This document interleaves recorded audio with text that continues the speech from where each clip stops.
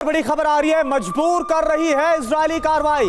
America को Iran का सीधा संदेश, इजराइल वॉर में नहीं कूदना चाहता ईरान। एक बार फिर से ईरान ने यह कहा, लेकिन गाजा में आईडीएफ को रुकना होगा इसके लिए, वरना युद्ध का विस्तार नहीं रुकेगा। यानी कि मजबूरन फिर ईरान और एग्रेसिव तरीके से इस जंग में आ सकता है। इसका संकेत इस बयान के जरिए समझा जा सकता है।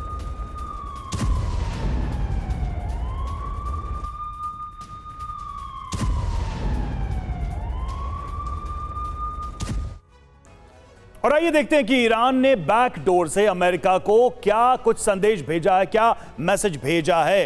तो इजराइल ठहर जाए वरना, यानी कि चेतावनी भी है इस संदेश में। ईरान नहीं चाहता कि युद्ध का विस्तार हो, पहली बात तो ये, और इसी वजह से वॉर में कूदना नहीं चाहता है ईरान, इसमें प्रवेश नहीं करना चाहता।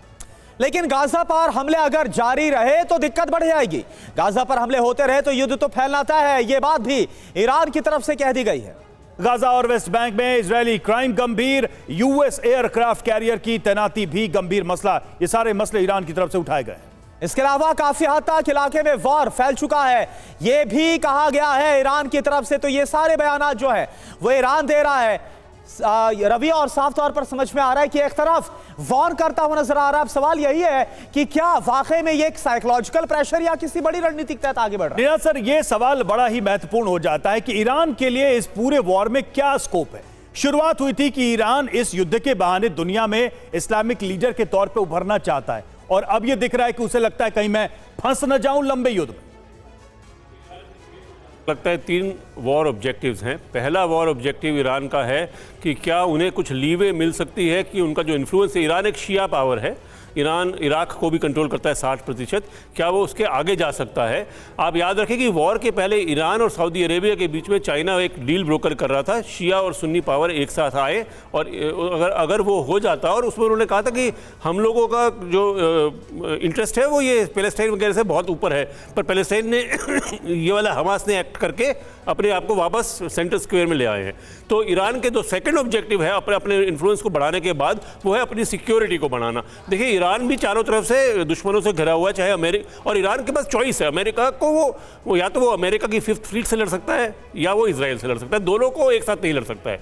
इसीलिए वहाँ ईरान का कंस्ट्रेन है। और ईरान का थर्ड सबसे बड़ा ऑब्जेक्टिव है जो अभी अभी शुरू हुआ है। अमेरिका ने $8 बिलियन पिछले हफ्ते दिए थे और $10 बिलियन इस हफ्ते दिए हैं, जो फ्रोजन थे इराक में। तो उनका सैंक्शंस हटे वो है, तो एक ग्रैंड नेगोशिएशन भी हो सकती है आगे चल के, डिपेंडिंग ऑन कितनी जल्दी। आसार बन रहे हैं कि हो सकता है कि कोई प्लान तरीके से नेगोशिएशन हो और इसमें अपनी शर्तों को मनवाने पर बात हो। लेकिन सर, मैं आपको इसलिए रोक रहा हूं क्योंकि इस वक्त एक बहुत बड़ी खबर आ रही है, और आज का ये सबसे विध्वंसक वीडियो है।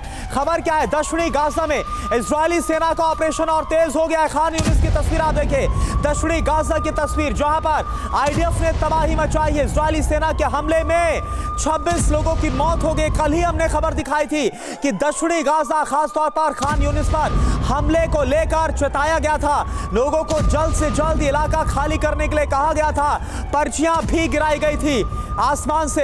लेकिन अब आप देखिए, एक्शन शुरू हो गया है इजरायली सेना का, आईडीएफ का, और एक्शन की ताजा तस्वीर, पहली तस्वीर सबसे पहले TV9 भारतवर्ष पर आप देख रहे हैं। और खबर यह सामने आ रही है कि यह जो हमला हुआ, इजरायली सेना का हवाई हमला, इसमें 26 लोगों की मौत हो गई है। और हमारे साथ जो खास मेहमान जुड़े हुए हैं, सिन्हा सर, मैं आपके पास आ रहा हूं। कल ही वार्न किया था, चेताया था कि तुरंत खाली कर दो, तो क्या अब जो उत्तरी गाजा में विध्वंस और तबाही देखने को मिली, ये तस्वीरें बता रही कि अब शुरुआत हो गई है दक्षिणी गाजा की भी?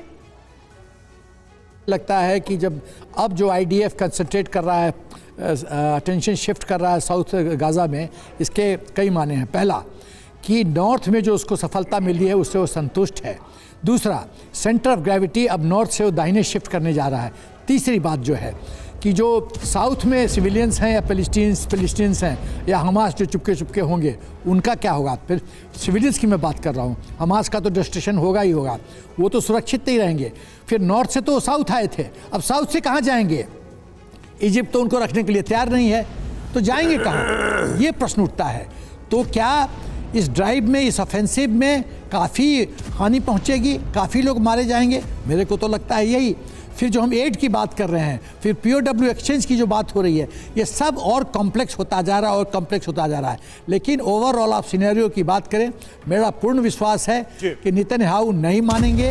वो अपना जब तक मकसद पूरा नहीं करेंगे तब तक वो किसी के नहीं मानेंगे। और जो ये अमेरिका भी जो और सर, अमेरिका भी तरह तरह की बातें करता है, तो मान के चलो रवि, मेरा पूर्ण विश्वास है कि वो डबल गेम खेल रहा है। इंटरनल पॉलिटिकल प्रेशर भी है कि अगर यहां पर नेतन्याहू रुक गए, ढीले पड़ गए, तो एक तरीके से उनकी पॉलिटिकल डेथ भी हो जाएगी देश के अंदर। जो बीड़ा उन्होंने उठाया है, जो ऐलान उन्होंने किया है।